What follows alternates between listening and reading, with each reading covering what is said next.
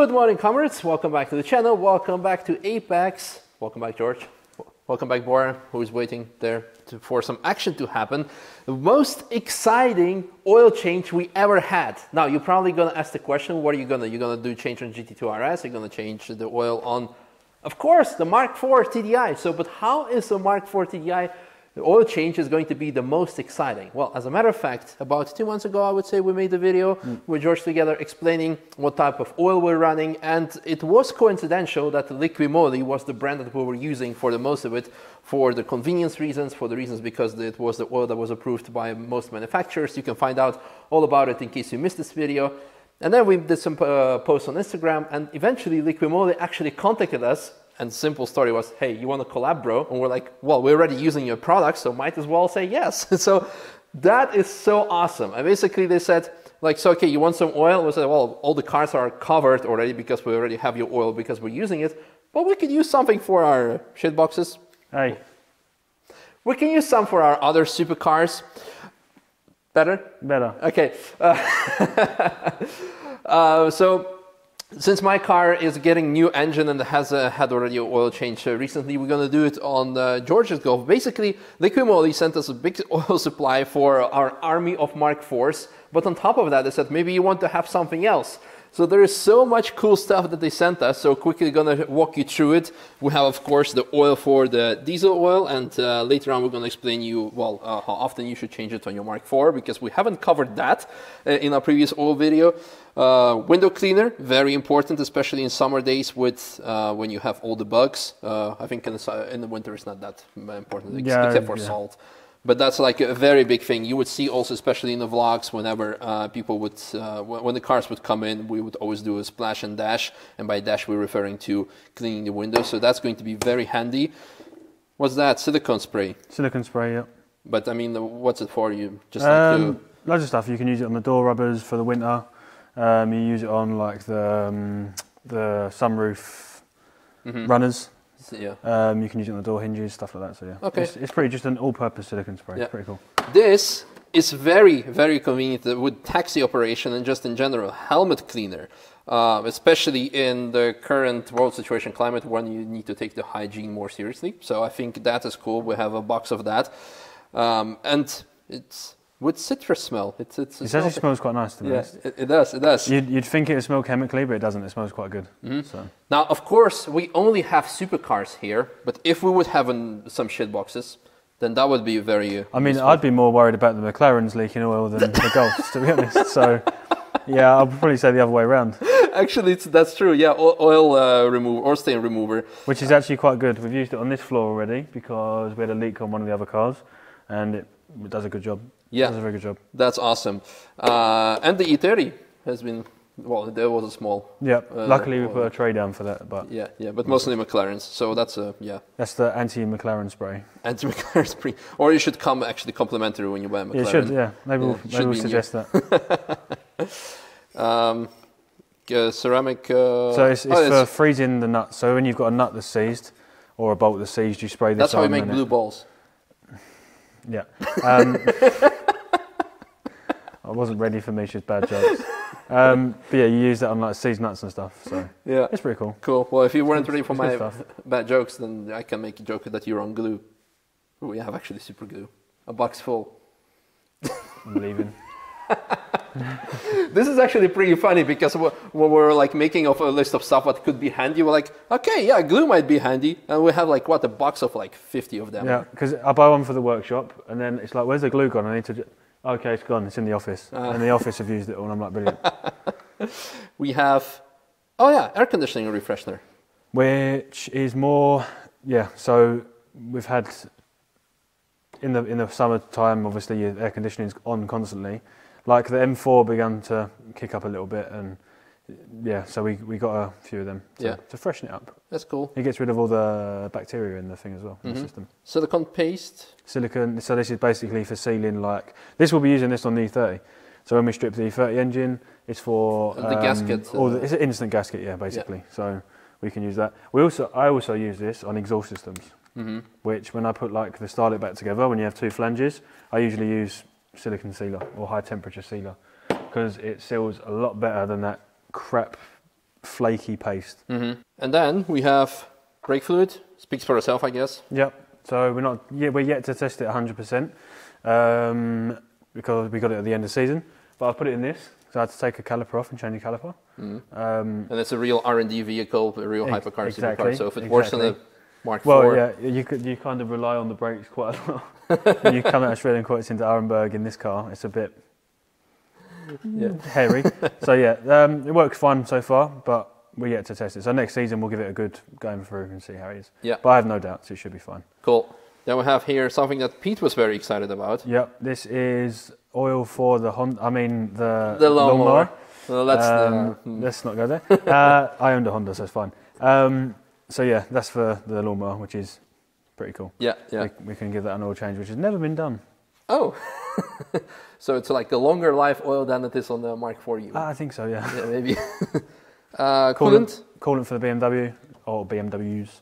We have the G13 orange pink coolant. Depends how colourblind you are for the Volkswagens as well. Yep. So that's upstairs. No point bringing it all down, but yeah. And then we have lots of bike stuff actually, which is also pretty cool. So we have dry lube.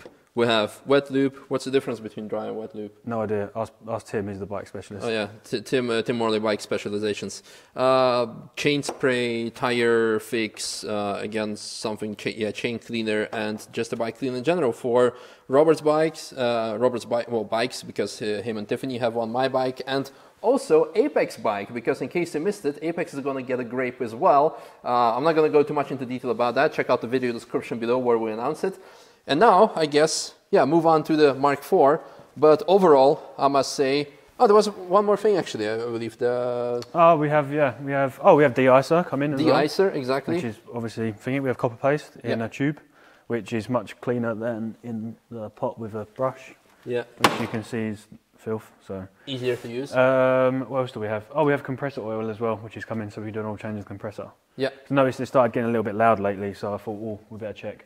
Yeah, and that's never had a change either. So. Exactly. But all in all, it's so awesome to have Liqui Moly on board as one of our partners now in 2021, and looking forward to do cool things together with them. Especially, it's going to make your life easier. And let me know if you would like to see something with them, because I know when we made the video talking about the oil, many of you have commented like, hey, can you send your oil for like some scientific testing after you use the oil to see how the consistency of it is still after running the car. And that's something that we could do. Otherwise, let us know in the comments below. And we're very much looking forward to be using their products and making our life easier and making our cars faster, reliable. Right, so let's get started. First of all, how often do you change oil on a Mark IV? I change mine every 5,000 to 6,000 miles normally, just because it's out of... I don't know, on all of my cars I've always done it. Which is roughly 10,000 kilometers. Yeah, which is roughly 10k kilometers. Now, obviously it depends on which oil you use. If you use a long life oil, then you can run it up to 30,000 kilometers, so 19,000 miles, without any problems, as long as it's daily use. Obviously, if you're going to give it a little bit more abuse, then probably think about changing it sooner. So yeah, on this, normally 5 to 6k, because obviously last year I done 166 laps in this, so obviously changed it quite a few times. Nice. So yeah, but yeah, nothing too crazy. So one more time, this is this is new. This is new. I've not used this yet. We haven't used this yet. So this is the first one. Ooh, exciting! Because obviously we've only just received it, so proper R&D. Yep. We'll see. I think this is long life oil anyway, the 4100. So this is good enough to change every 19,000 miles. Cool. So it's okay. Ignore the hillbilly way of taking this off. I've lost my filter cap. Is it the same as with the 10mm spanner? Oh, the 10mm spanner, that's gone, mate. And the socket. The 10mm socket, long gone. Any other things that you need to watch out for when you're changing oil in general or on a Mark IV? Not on a Mark IV, not really. Yeah. Obviously, like any car, when you take the filter out, I always take this off first, let it drain a little bit off, because otherwise it just pours down everywhere. So just let that drain off. Obviously you want to check, you take the filter out, just check the filter, make sure there's no metal filings in there, especially on the cartridge type filters, so like the paper filters. When you take this out, inside the housing, just shine a light in there quick. Just make sure there's no no swoof in there, because if you've got some funky colours going on in there, all glittering in your face, then there's a chance that you've either been an idiot and run out of oil at some point and not bothered topping it up quick enough, or there's a problem with the engine. Sometimes you can get a little bit in there and it's okay, it's just normal wear, but yeah, if you've got excessive filings in there, then it's something to be a little bit alarmed about. But that's any engine. That's for any oil change. Same as the metal filters, just check inside the metal filter and make sure there's no lumps of metal in there. Some, like Toyota, have some of them have like a magnet built into the filter. Yeah, there's loads of different types, but just check that. Other than that, not really. There's nothing to... Cool. So take the filter out, then drain the oil, then put the filter and oil plug in and refill it. So that's basically what we'll do next. Oh, she's full up still. It would help if I brought the tray over first, wouldn't it? That would probably make sense. And also, let me go. You're going to have to pause because I need to go and get the other oil tray. Yeah, I kind of forgot that this was outside. Yeet! It's clean, it's just full of ice. Yeet.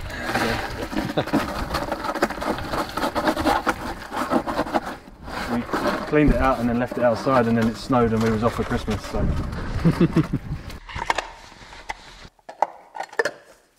I'm not going to jinx it and say anything, but this engine has done 320,000 kilometres now.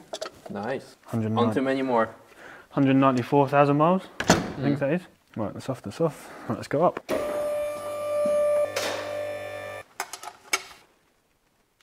Oh, that's tighter than I thought it was. Horrible. Tight, loose, tight, loose, tight, loose. As you can see, this has never been a stancy boy. There's no scratches on the sump. Well, a couple there, but that's probably from whipping them. All those challenges. All them challenges.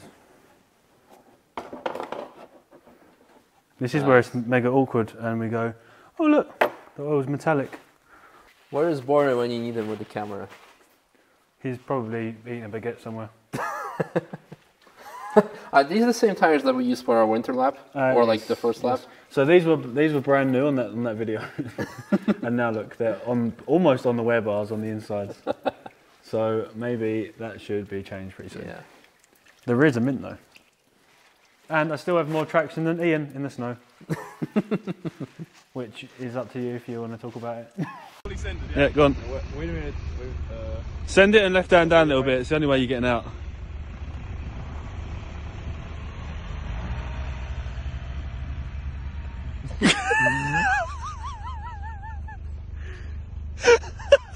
It looks like I'm watching a video in reverse. Oh, this is gold. No, he's stuck again. That I don't know if we want to talk about that. For me, my worst investment this year were probably winter tires, because the car's been standing so long still, and I bought like 500 euro sets of winter tires for like an old shit box. But I never save on safety. That's just like the reason why. So maybe it was a good investment because nothing happened. That's more important. So I guess. Normally, always torque it, but when you've done this many sump plugs on these cars, then whoa, then you then you know what's up. Yeah, you kind of just get a feel for it. Easy as that. So then just like put a new oil in and ready, right? Yeah, basically that. You missed the draining part. Nice one, Libor. Nice one, GoPro. Don't fuck up the video next time. Yeah, so that's why there was a cut in the first part of the video, because GoPro died. Yay. All right, the moment of truth. Why is it truth? I don't know. You want to smell it or lick it? Or is that not how it works? Yes. Let it flow. By the way, if you don't know how much oil a car takes, normally 4 litres is a good place to start with. Or if you own a BMW and it doesn't let you check on a dipstick because they took it away, then just guess. Nice one, BMW. Let's give her a start. That's it? Yep. Das war's. Ooh, some perfect German by George.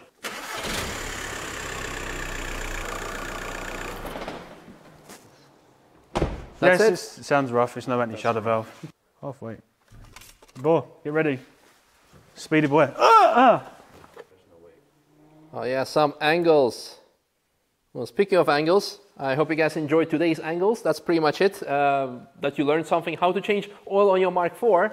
And also, well, most importantly, that you're also as excited as we are for the things that we're gonna make great and awesome in 2021 with Liqui Moly. Show us the excited face.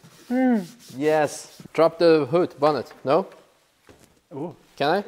Yeah, it's a Mark IV, bro. Come on, it doesn't just close. And I need to put the engine cover on. Where are the red letters? I don't know. This doesn't have red letters. Maybe it's just British spec. Sleeper spec. So, Mark IV life. You don't just close the bonnet, you have to... Yeet!